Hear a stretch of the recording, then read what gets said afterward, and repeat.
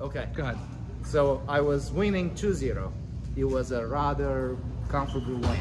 I was 11-4, 11-5, something like that. In the third game, I said to myself, you haven't won anything yet. This is not the time to loosen up. You have to close the match. I even said that to myself. And then we start the third game. It's up 1-0, 2-0, 3-0, 4-0, 5-0, 6-0, up to 9-0. And I didn't know what was going on. And after that, I just blew it. You know, we went to the fifth game. I put a bunch of serves in the net on critical points, and I just put a match.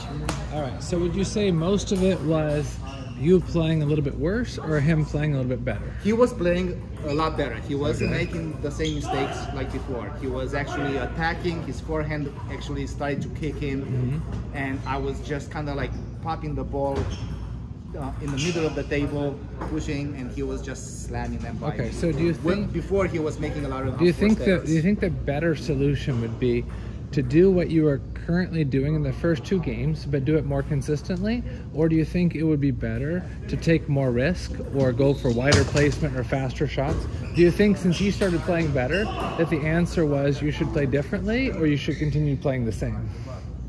That is $1 million question. That's the $1 million question, and that's the question that everybody has to evaluate in that situation, because everybody's been in that situation that they were up, right? And then the tides turn, the momentum shifts, and the other guy starts coming back.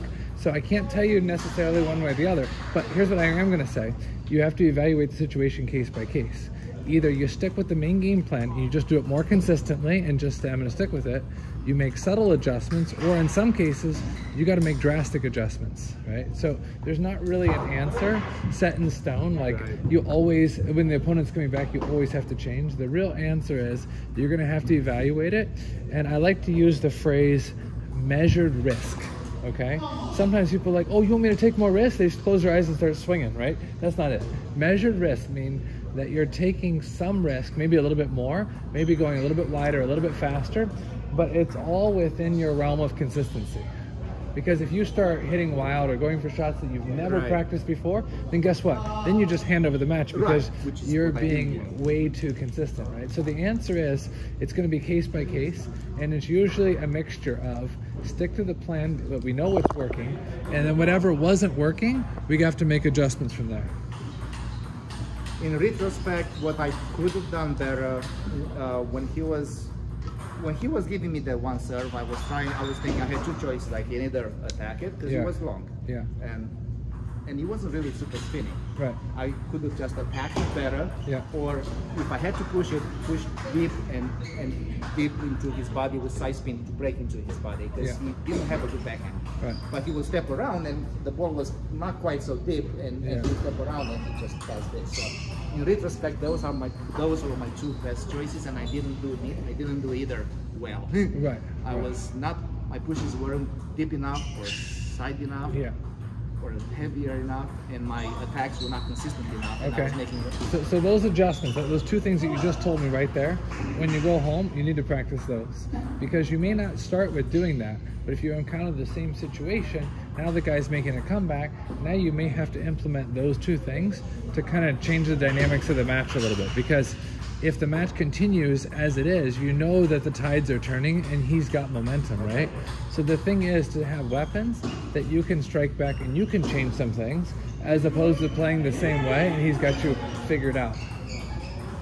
It's frustrating because, I mean, honestly, my backhand is actually not weak. I have a pretty good backhand at the club in practice, but in matches I'm a little more tentative, and I'm not confident in matches, in tournaments, not at the club. At the club I can spin everything, I can attack no matter what it comes to me. So I always tell my students, there's 4 scenarios that can happen. Are you ready? Yeah. Scenario 1 is you do the right thing and win.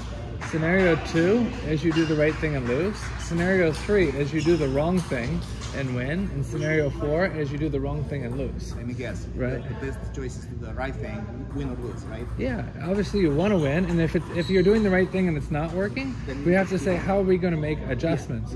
But at the end of the day, if you're doing all the right things at the club and winning, then you need to force yourself in tournaments to continue doing the right things regardless of the outcome. Regardless of the outcome. Because you will get better in the tournament situation. Yes. One of my students, Andrew Tao, he had one of the greatest wins of his career today.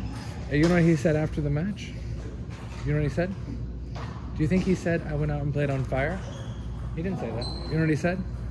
I played normal. I just did what I do in the training. I just played normal, right? Yeah. So that's really the dream of every tournament player, is that you can get to the point that you can go out there and play like you play at the club. But it starts with that mental decision to trust it, as opposed to looking at the scoreboard going, oh, I gotta beat this guy or gotta beat that guy.